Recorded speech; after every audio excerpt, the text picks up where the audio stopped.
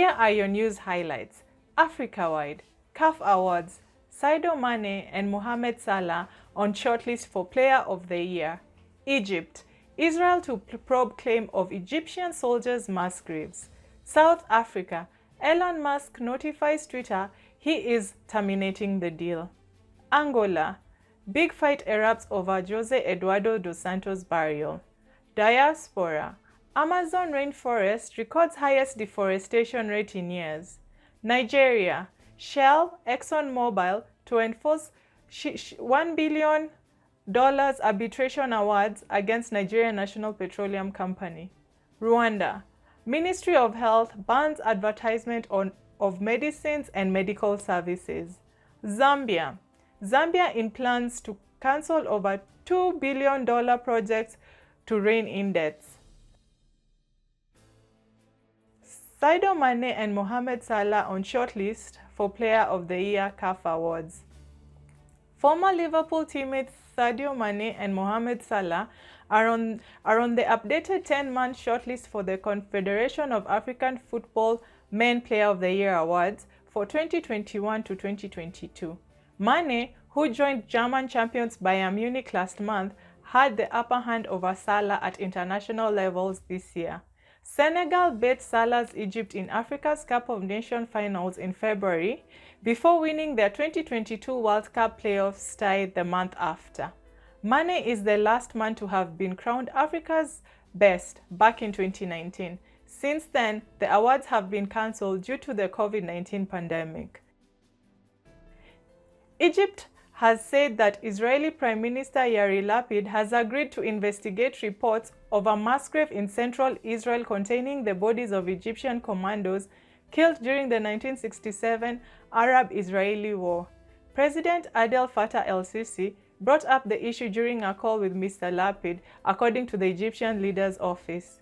Lapid's office said that Egyptian President Abdel Fattah el-Sisi had brought up the issue in a call after two Israeli newspapers published witness accounts suggesting there was an unmarked grave near Latrun, an area between Jerusalem and Tel Aviv, where Israel army fought the Egyptian soldiers decades ago.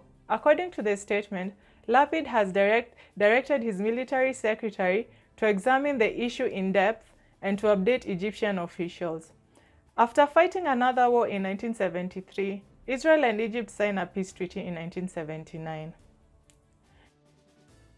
Elon Musk notifies Twitter he is terminating the deal.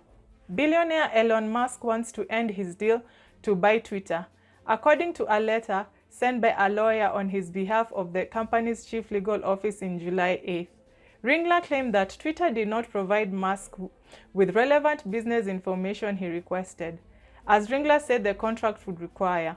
Musk has previously said he wanted access. Twitter claims that about 5% of its monetizable daily active users are spam accounts. Big fights erupt over José Eduardo dos Santos' burial. A row has erupted over the burial of former Angolan President José Eduardo dos Santos, who died on July 8th at a Spanish hospital. The dispute arose after President João Lourenço decreed the setting up of a government commission to arrange a state funeral for his predecessors in the capital, Rwanda. The family, led by his sons, rejected the plans, saying the patriarch wished to be laid to rest in Barcelona for undisclosed reason. They demanded that their father's wishes be respected. Well-wisher dos Santos, a daughter, also opposed the state funeral plan due to their disagreements with the Angolan government. On July 8th, the president said the Angolan government would organize the funeral, and he was counting on everyone, including the family who are abroad, to attend. Amazon rainforest records highest deforestation rates in years. Deforestation of the Amazon rainforest in Brazil has hit a 6-year high, the National Space Agency INPE reports. Some 3,988 square kilometers of land were cleared in the region between January and June. Last year, 3,088 square kilometers of the rainforest were destroyed during the same period. The Amazon plays an essential role in the planet's oxygen and carbon dioxide cycles, absorbing vast amounts of greenhouse gases from the atmosphere. Shell ExxonMobil to enforce $1.8 billion arbitration awards against Nigerian National Petroleum Company. An appeal court in the US on July 8 said ExxonMobil Corp and Royal Dutch Shell plc affiliates may try to enforce part of a $1.8 billion arbitration awards against the Nigerian National Petroleum Company Limited in a dispute concerning oil extraction near the African country's coastline. In a 3-0 decision, the Second U.S. Circuit Court of Appeal in Manhattan said a lower court judge erred in rejecting the entire October 2011 award, which by 2018 had grown to $2.6 billion, including interest against Nigeria National Petroleum Company. The dispute arose from a 1993 contract for ESSO Exploration and Production Nigeria Limited and Shell Nigeria Exploration and Production Co. to invest billions of dollars to develop the Era oil fields on the Gulf of Guinea and share profits with Nigeria National Petroleum Corporation. Rwanda Ministry of Health bans advertisements of medicine and medical services.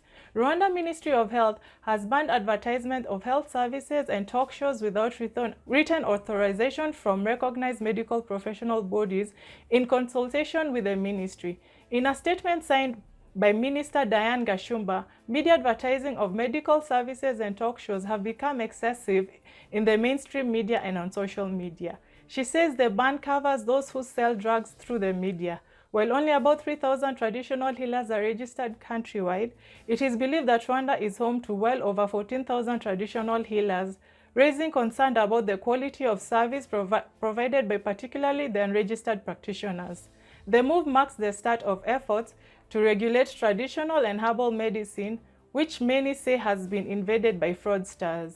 The National Association of Traditional Healers says the ban will help restore faith in a practice that has otherwise suffered from rogue practitioners that have exploited desperate patients. Zambia in plan to cancel over $2 billion projects to rein in debt. Zambia is canceling more than $2 billion worth of projects financed by commercial loans to reduce the risk of accumulating more non-consensual debt, the finance ministry has said. The Southern African nation became the first nation to default in the COVID-19 era, and at the end of 2021, its external debt stood at $17.2 billion. It has now entered into negotiation with creditors and the IMF to lift itself from this debt hole. The Finance Ministry published the medium-term budget plan late July 9th, showing that Zambia was in the process of cancelling projects worth an estimated $2.1 billion. It, however, did not give details on the cancellation. The economy of Africa's second-largest copper producer is forecast to grow at 4%, 4.1%, and 4.4% in 2023, 2024, and 2025, respectively. Thanks for watching. Please subscribe, follow, share, and like our video. It is the best way of supporting us. And remember, Africa is watching.